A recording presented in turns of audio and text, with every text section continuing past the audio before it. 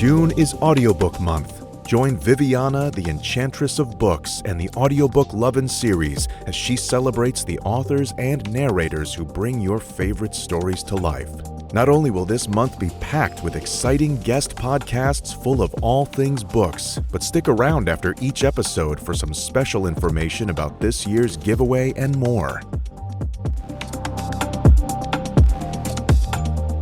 Hi everyone, welcome to season 10, episode 20 of the Audiobook Lovin Series. We are celebrating our 10th anniversary, and we've been having lots of fun chatting with some new guests, but also some previous guests, including today's author, Riley Edwards. Thank you for being back here. Hey, Vivi, thanks for having me. Yeah, it's been such a whirlwind since the last time you and I talked, and lots of good things. And so I'm like, you know what? I just want to sit down and talk to Riley again and have a little bit of fun. Well, thank you.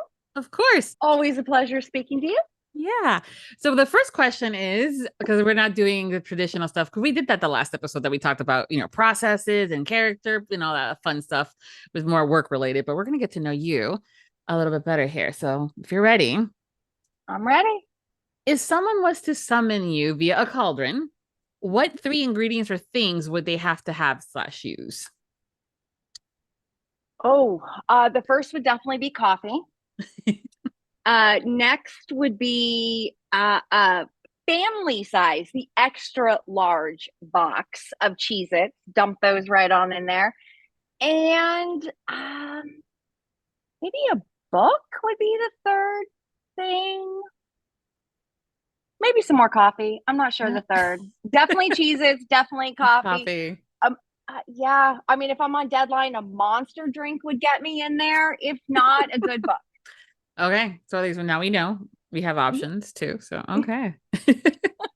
Yeah, there's that meme or in that graphic that has like the pentagram, and like the different types of coffee. That's how you would summon me. It says coffee pot. Yeah, strong, extra strong. Extra strong.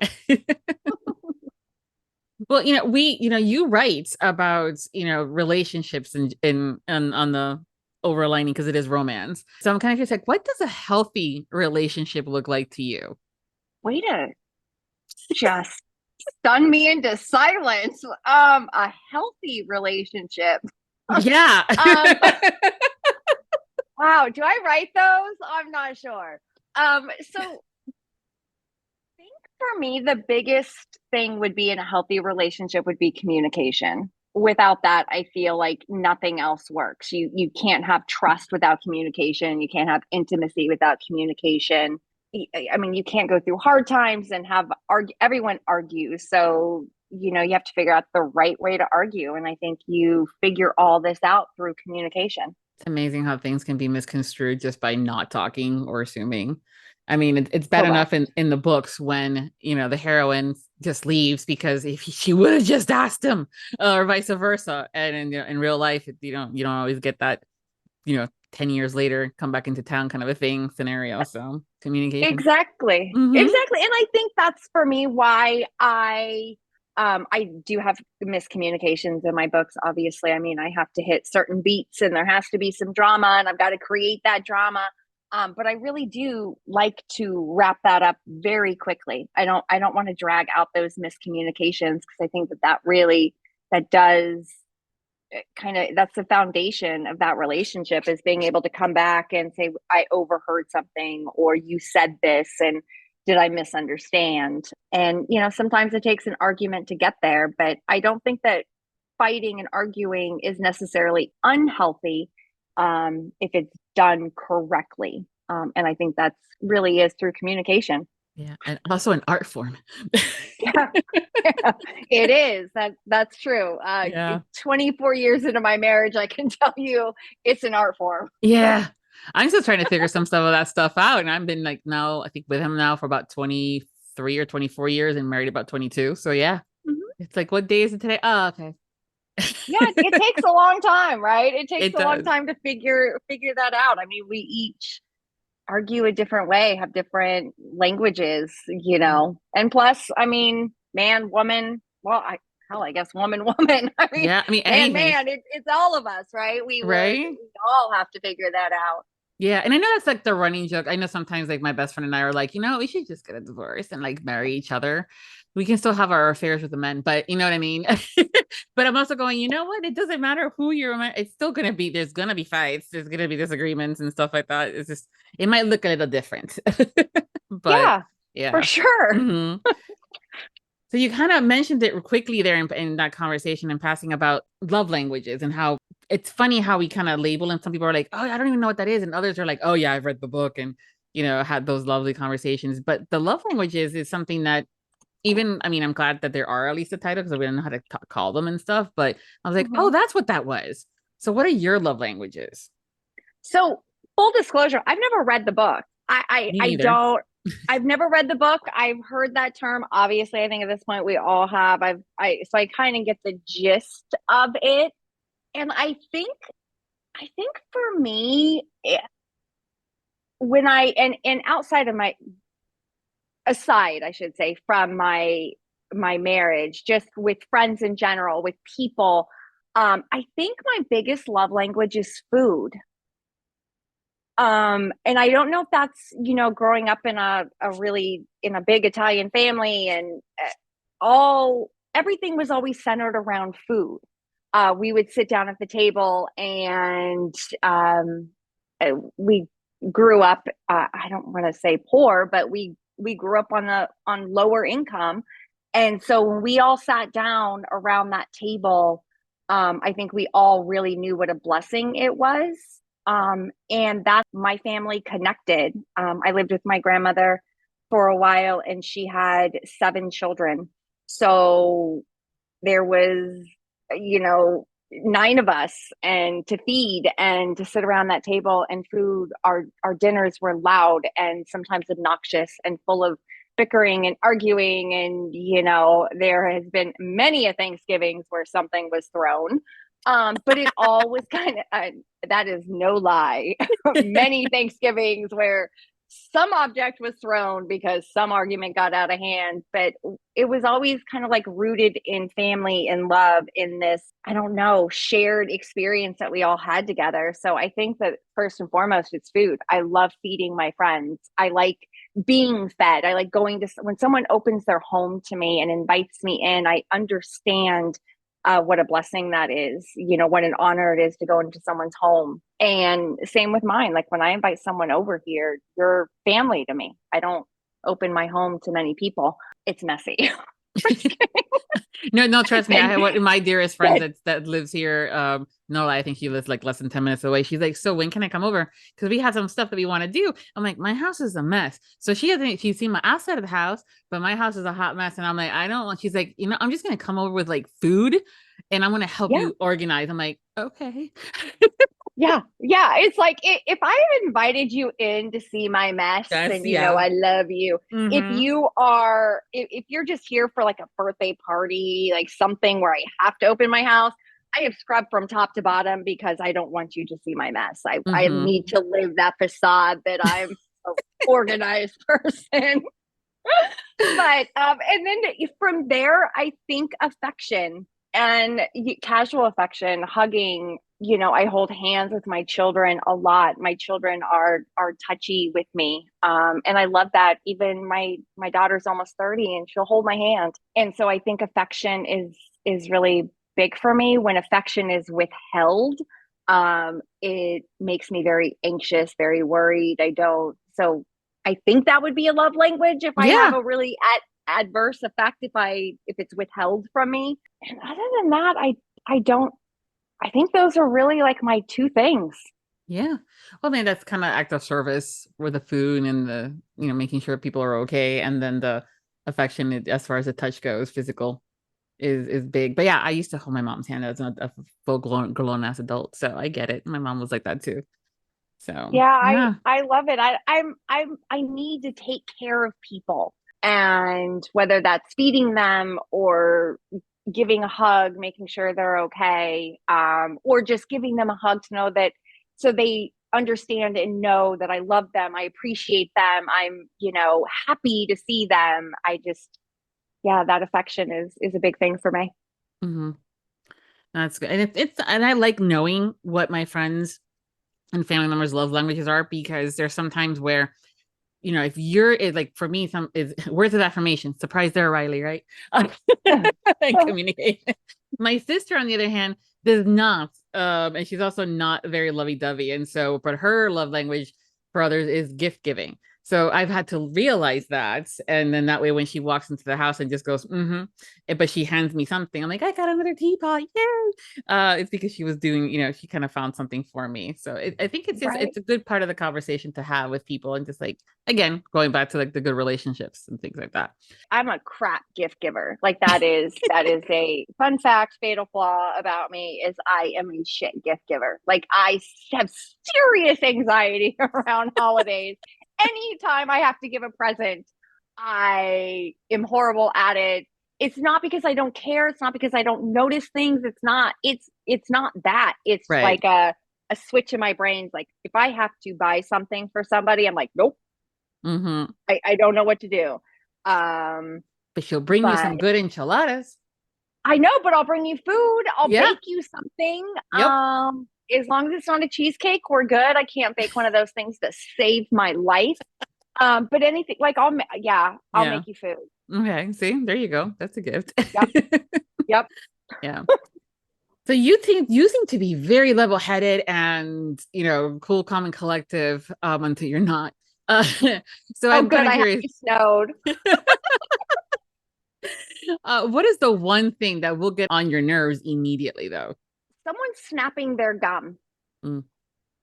That also goes to like lip smacking when eating food. Yeah, I go 0 to 60. I don't know what it is about chewing, especially gum. No, I'm ashamed to say, but I have given the side eye to perfect strangers when they're snapping gum, and it's right there, like in my earshot. And yeah, when I was much younger, I was at Magic Mountain in California, and I was on a roller coaster and a stranger was sitting next to me. They had gum in their mouth, and I kept my cool for maybe 3 seconds. And it was Colossus, and we were kind of going up. It's a wooden roller coaster. We're going up, and we're being shook all around, and this person's snapping, and I'm just like, "They're gonna spit your gum out."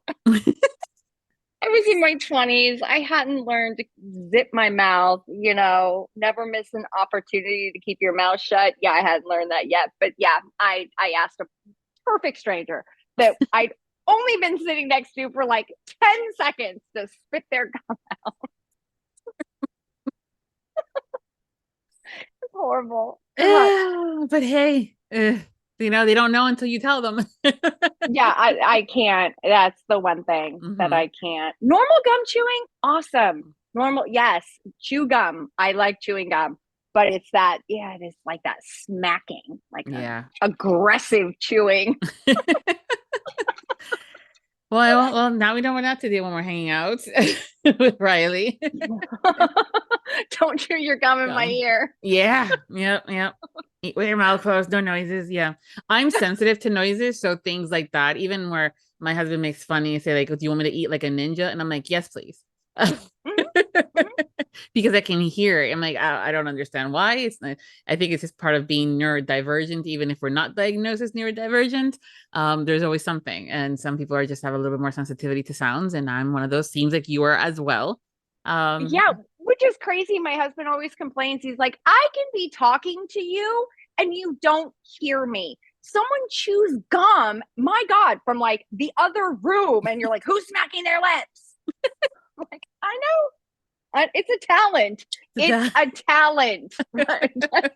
It's a skill that I have honed in over many, many years. So what is something that never fails to make you feel better? Oh, coffee? Food? I don't know. I mean, if you want to get mushy, my kids, I mean, them, hugging me, telling me that they love me, a quick text from one of them, even just like they'll send me a purple heart. That never fails to put me in a good mood. My husband telling me he's making dinner. Yeah, I'm ecstatic about that. Yeah, it's one less thing to do, right? Someone's taking care of you instead of you doing all the taking caring of. So, Yeah. okay, that's good. Those are good. What hobby have you always wanted to pick up? Um, I don't know. Hmm. I have a lot of hobbies that are really strange. I don't know if there's one. I don't need another hobby. Don't make me think about this. If I get another hobby, I'm really gonna have no time to write books. I I have enough hobbies. Yeah, yeah. Hey, listen, I get it. It's why I haven't picked up anything to do with epoxy. Even the kits that have everything in one that you can just make one or two things. I have purposely not picked up anything to do with epoxy because I do not need to add that to my list of things Vivi can do now. And oh, she should have it in the shop, you know, because I Yeah, have enough. that is one. Like I just repainted all my kitchen cabinets. Mm-hmm. And so I'm replacing my countertops. And I saw one of those videos about epoxying kitchen countertops. And I showed it to my husband. I'm like, we can do this. Like on just I've got like these three cabinets that are off to the side, not connected to the rest of the kitchen. I'm like, it would be so cool. Like put in some barn wood and then Mm-hmm. just like put the epoxy over it and you can like swirl a color in it and all this stuff.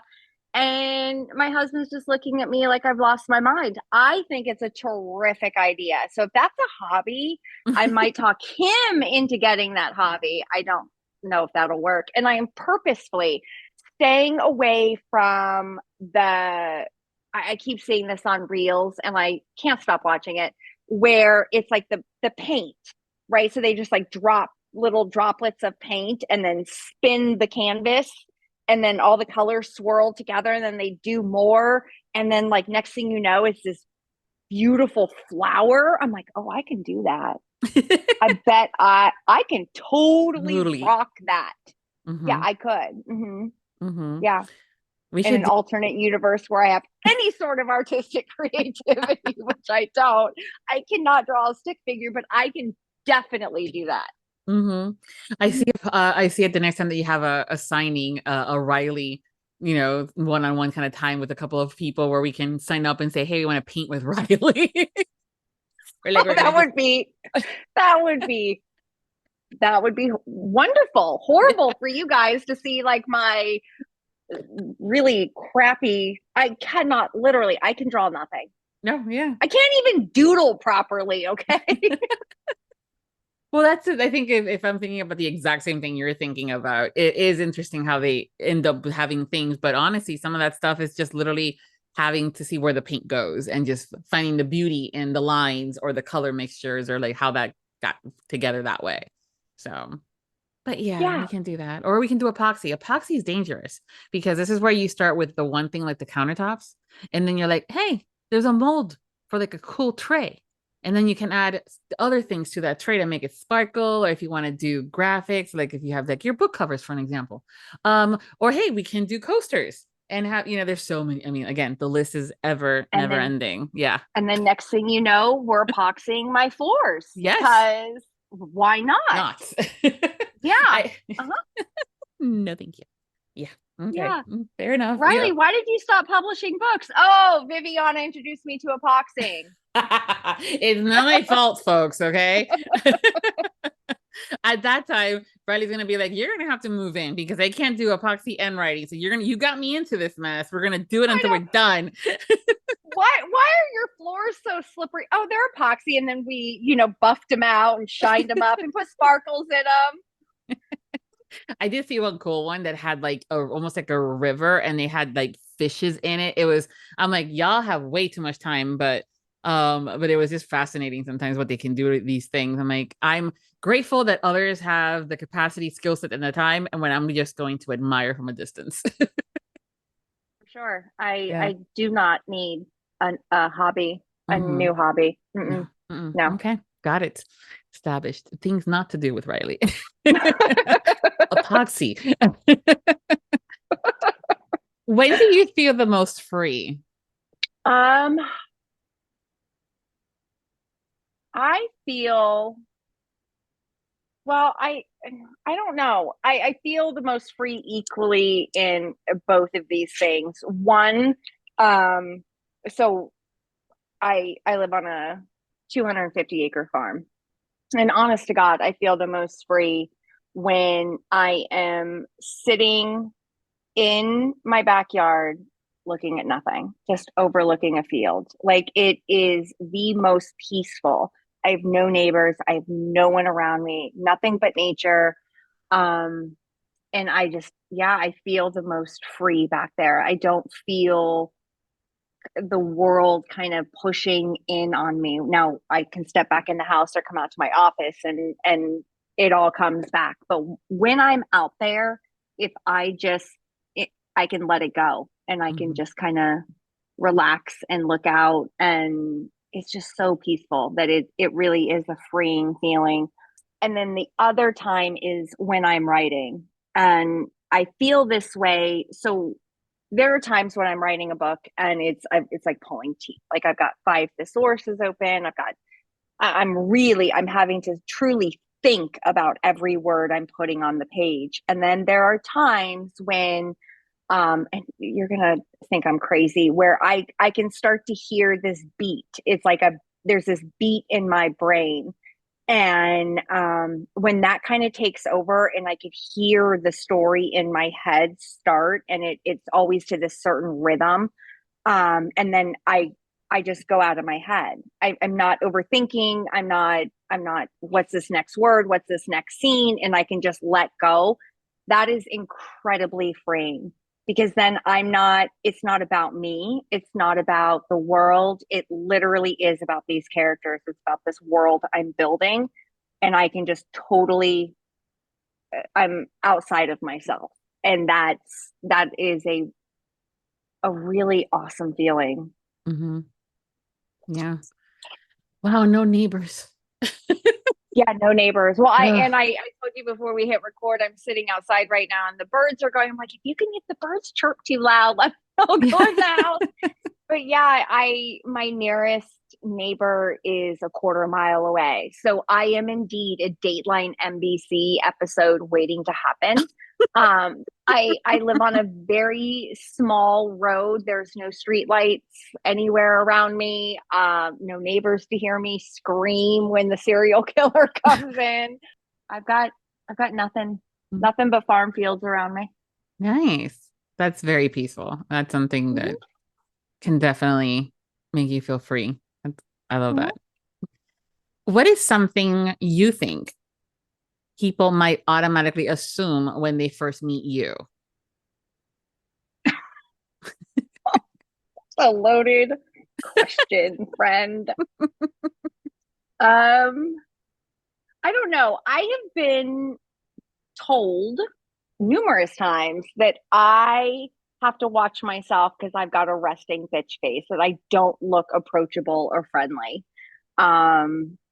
That I don't know if I give off like a I hate people vibe, which I mean, sometimes it's true. I got to be honest. When like the world has lost their mind, I'm like, wow, I just want to retreat into myself and my farm and just be here.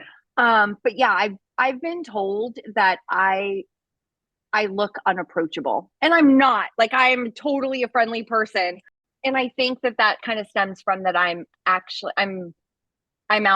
outgoing when as soon as I feel comfortable. But yeah, I can get very overwhelmed in crowds or around strangers, and then I kind of probably give off that vibe, like, don't come near me. And that's not the vibe I mean to give off. I'm just really nervous. Yeah, but I think also too, sometimes when people see you in that comfort zone, they also think that you are an extrovert and that you're gonna always be like that. And you're like, no, he gets quiet. Yeah, I do. I do, and I think it does. Like, I have to turn it. Like, I have to consciously remind myself, okay, turn it on. Because if not, I'll kind of withdraw. And it's just when I'm unsure about my surroundings or unsure of what's going on, or I kind of get overwhelmed if there's a lot of strangers around. I retreat, and I do that because like the flip side of that is what I used to do when I was younger, and I just start talking and I talk and talk and talk and talk. And then I'm like, what am I even talking about? Why am I making an ass of myself? So I've kind of learned just to zip it and pay attention to what's going on. But yeah, it's, I don't know. So probably unapproachable is what people can wrongly assume about me. Okay. Well, guys, listen, she's actually great. So if you see her at a signing, she won't bite unless you're chewing gum or smacking your lips together. Okay. Don't do that with her. Wait, okay? delete that part. Delete that part. Control Alt Delete. I didn't. Okay, I totally said that. I freaking hate snapping gum. I see a perfect picture of you behind the desk at the signing with the books there. And then for whatever reason, it's quiet enough where you would hear the chewing of the smacking of the gum, or you see it and you already hear it in your head, having someone coming to you with it and you're going, oh no. And then the rest of us that know this, we're going, no. Well, the good news is at a signing, I am so terrified that I am literally standing there shaking. I shake so bad, I can't even open my own water bottles, or I'll spill them. So I am so terrified in that instance that I might not hear. Okay. I might not hear it. Yeah, I know, but yeah, so the scenario's in my head. Yep. Awesome. So now someone's going to come up and start smacking. All right. Or my favorite, I mean, just to fuck with you, be one of those like just pass you the gum and walk away. Some smart ass is totally going to do it. Oh, that's right. As long as someone else follows up with Cheez-Its, I think you'll be fine. Totally. I have it's crazy. My obsession with Cheez-Its is everyone always tells me you're going to turn into a Cheez-It. Okay, no, I'm not. I'm 40 something years old. I've been eating cheese for a long time. Hasn't happened yet. Yeah. Goldfish is like a second. A Cheez-It, a goldfish, like they're similar but different. Like Cheez-Its are definitely better.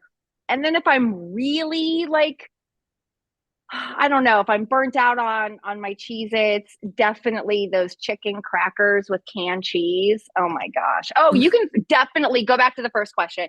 Canned cheese. Throw some canned cheese in there. Oh, I'm all about that.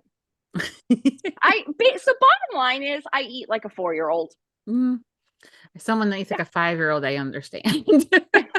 I'm like always scanning the menu for like mozzarella sticks, chicken nuggets, basic chicken tenders, just in case there's nothing else on the menu I can eat. I'm like, wait, why does this only have steak? Where's the grilled cheese? Yeah, again, for me, texture is huge. So when I do go to restaurants, I'm going, people are gonna, probably this is, from on my end, like think of me presumptuous enough, but like the filet mignon is the one steak that I can eat, and well done. Don't crucify me. Well done. We're hanging up. We are officially broken up. Divorce. Butterfly. Well done. Again, texture. It's just about the texture. I can deal with it if it's slightly pink. Slightly pink, I've learned to deal with it. In my 43 years, I've gotten a lot better.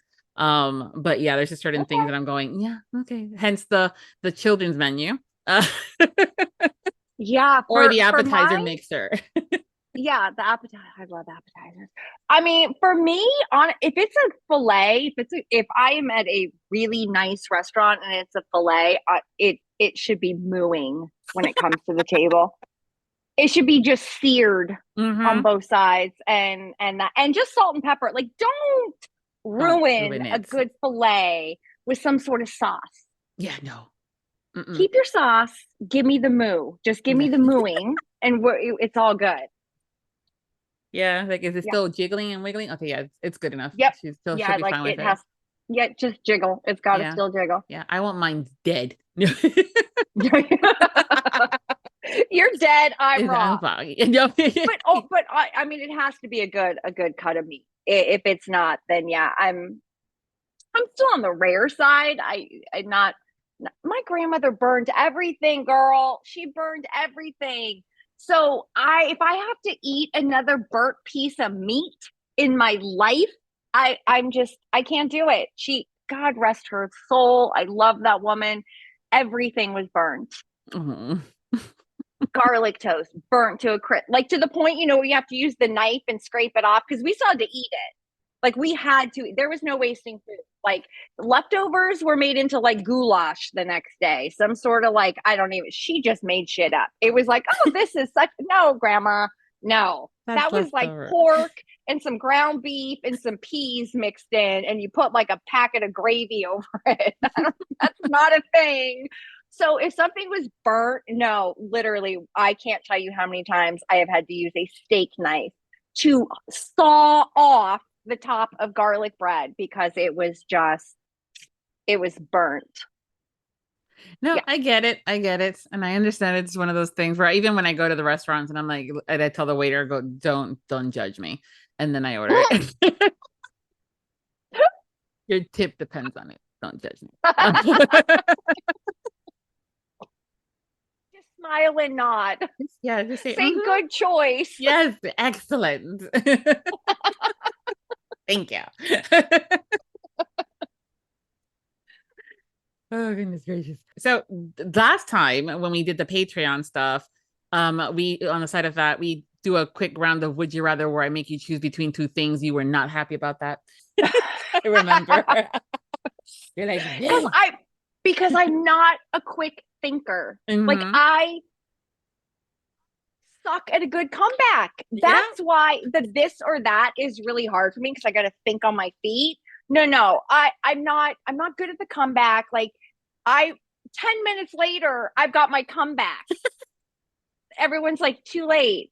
It's too late. Like you missed your, no, we're going back because I finally thought of something.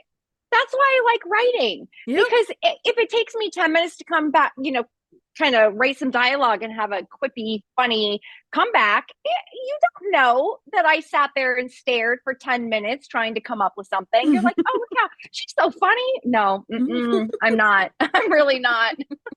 That took me 20 minutes to come up with, sister. Yeah. It's not quick thinking. Well, okay, so are we doing this or that? No. Well, what the thing was in reference to that is one of the questions was, would you rather tell us your guilty pleasures and never partake in those guilty pleasures ever again? And 99.9% of you all are like, yeah, I'll tell everybody, but we don't follow through with you letting me know what those guilty pleasures are. So I thought it would be kind of fun to talk about like, what are some of your guilty pleasures? Oh, sweet baby. Jesus, you're really trying to out me today.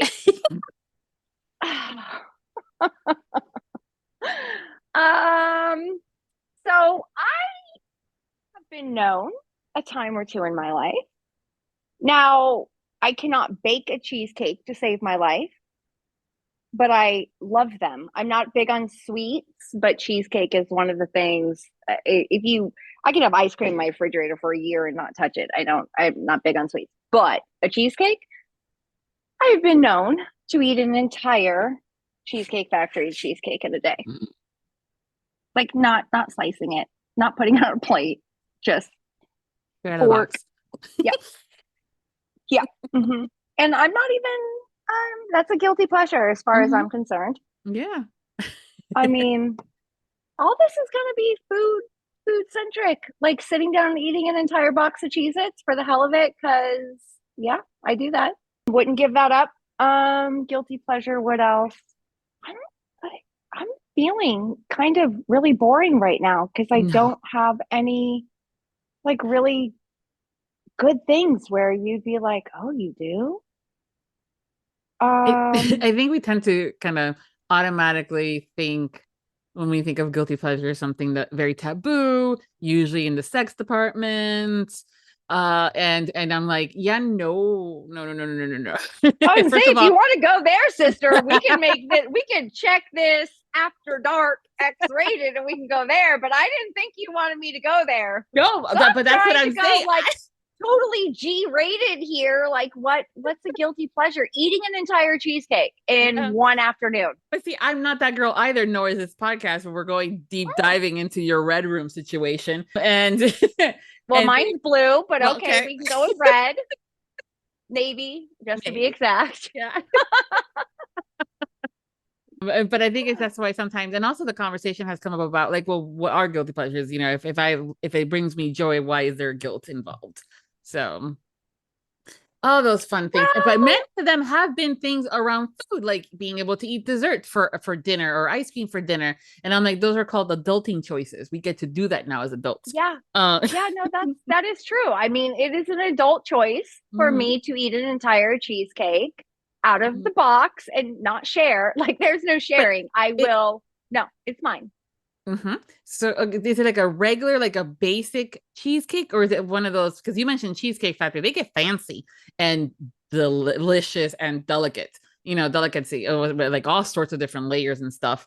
Is it like like just a plain one, or just a plain one? Okay. No, I'm not fancy enough for all that fancy stuff. I mean, I like my layers, but you know. Yeah, just plain on a cheesecake. I mean, if I'm feeling super funky, maybe raspberries. I do like the raspberry topping. I do like raspberry jam.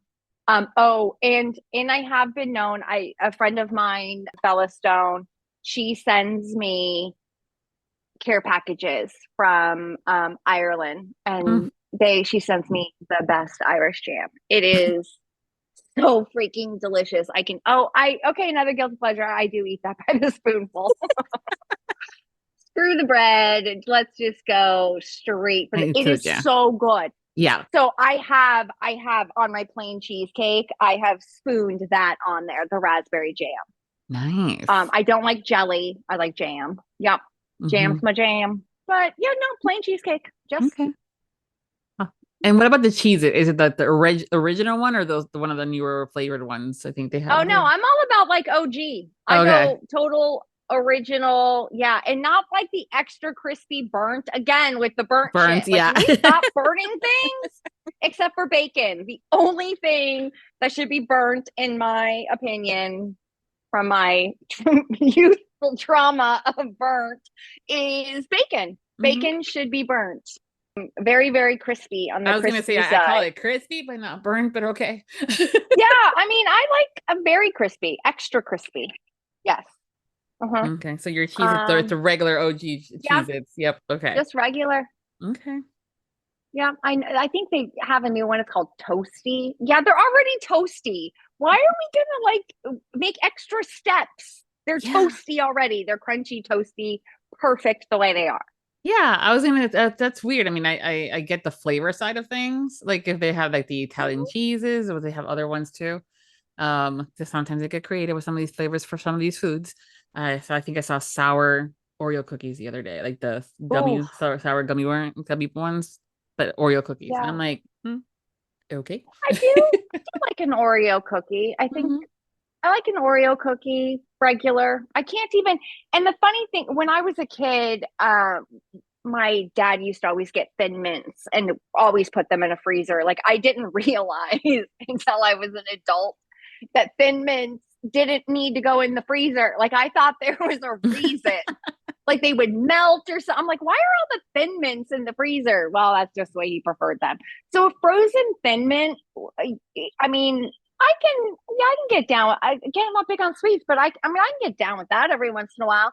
But with an Oreo, why are we putting mint in an Oreo? Like it's the regular is delicious. Yeah, I know. There's certain things that I like. By coffee, I'd rather have it non-flavored.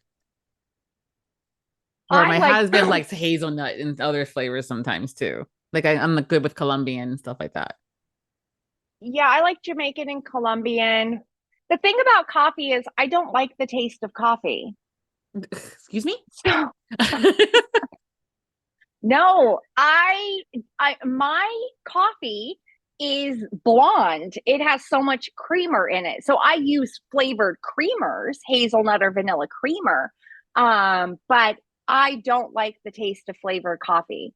It has to be just regular coffee so I can I could douse it with it. my creamer and then mask the flavor and make it, hazelnut flavor that way. I mean, I'm crazy. Why are we talking about this?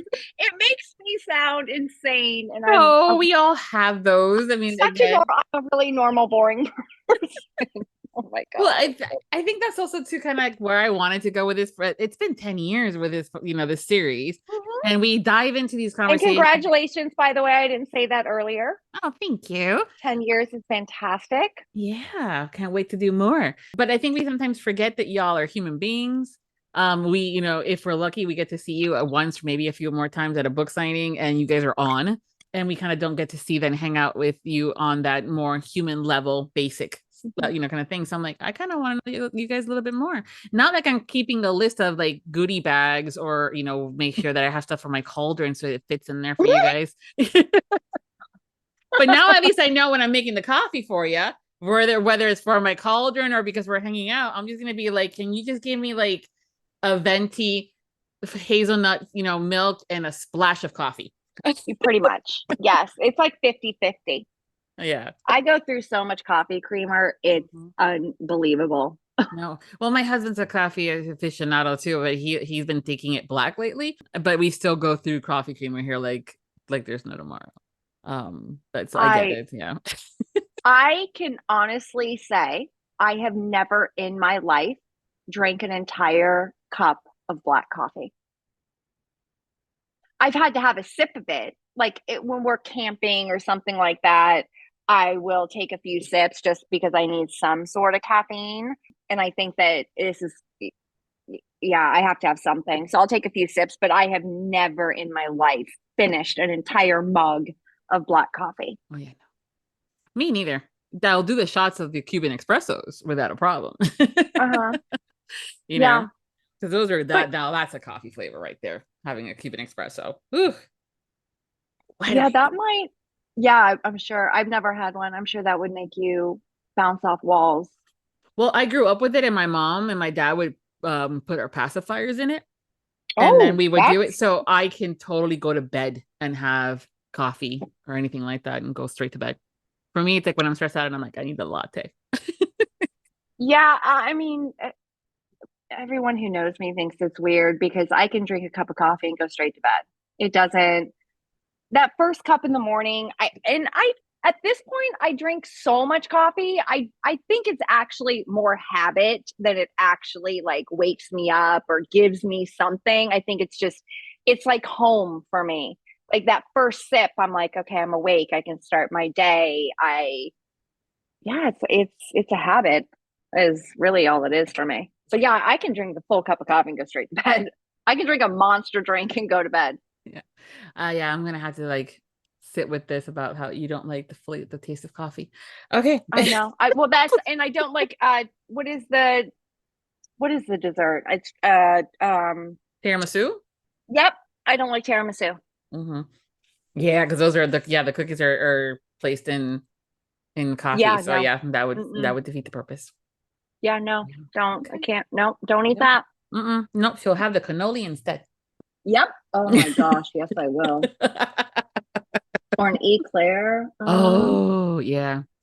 That's where it's one of these things where I really need to like I would love to go to these conferences and kind of have a suite where it has a kitchen, but like everything in it that you would need to be able to bake and make stuff because that's one of my love languages is feeding and making sure that you have all your favorites. And so those are things that I'm like, yeah, I can make her a cheesecake with some raspberry. we're on the same page with that. Like I totally love that. Like I like feeding people. Yeah, it's definitely one of those things where you're going, yay. Well, girl, I can continue to talk to you for eons, and I know that you have a book that you're on deadline with. So why don't you tell us what you're currently working on and what is coming up next for you? I am always on deadline. So next up, July 1st, S10 releases. That's book 2 in Silver Team. And then after that, I'm going back to Hollow Point and writing Playing with Danger.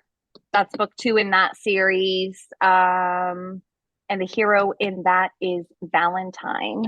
Mm. Yep. So he's been throughout Triple Canopy. He was in there. He's the see, now I'm on the spot and I'm totally drawing a blank. I swear I know my characters. He is a police officer, SWAT. He worked with Shiloh, who was one of the Kent siblings. And so now he's getting his story. Mm-hmm. Yeah, we always love it when a character pops in here and there, and then we see them again in another book, but we're like, so when are they getting the whole book? Yeah, and I mean, and as a reader, I'm a really nosy reader. So I love side characters. And anytime a side character is mentioned, it's like you are the devil if you don't give me that book. So I had all of these side characters from Triple Canopy, and I didn't know what to do with them because they're all kind of in different fields of work. So I mean, I have a firefighter, I do have a detective, I've got a SWAT team member. I have Tim, who is former DEA. So I had all these characters that I had mentioned that I really want to give stories to, but I didn't have like a series because I usually write a team of guys. So I decided to write Hollow Point, which is different. They all live in the town called Hollow Point, and they're just all the side characters. So when I still get to, and also that means I get to interact with my characters from Triple Canopy because these are their friends or their coworkers. So I don't have to say goodbye to Triple Canopy.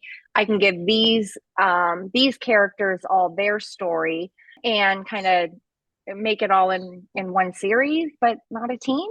So a little bit different than what I normally write, but the same. Well, I mean, how many more special forces teams can we have? Yeah, exactly. And I mean, I just finished Take Back series just ended, and I did mention some guys in there that have their own team. So I am starting that. That will be a team of guys, Dirty Plank, but that won't start till next year. Yeah, we have more goodies coming our way, folks. Hopefully, yeah. I'm excited to get started on that series. No, but I'm glad that you have all these goodies coming out, and that you gave these side characters an opportunity to be main characters, because we, as readers, we love them, and so we're constantly asking for them. And I know sometimes the authors are like, "Yeah, no, they're never gonna get a book," and then maybe like 10 years later, we finally get it, and we're like, "Who was that again?" And we got to start all over again. But I love that you can give us that as well. So that's awesome. Yeah, I still have one side character from Gemini Group, and my intention has always been to give these two characters, because in the epilogue you see them together and you see them having children. But my intention was always to go back to Gemini Group and write their story, and I will. I'm hoping it's not going to be 10 years from now. But there's only so many hours in a day to write, and I want to give everyone all the stories. It's just, it takes a while. Yeah, no, absolutely. So stick around. Stick around. It's coming.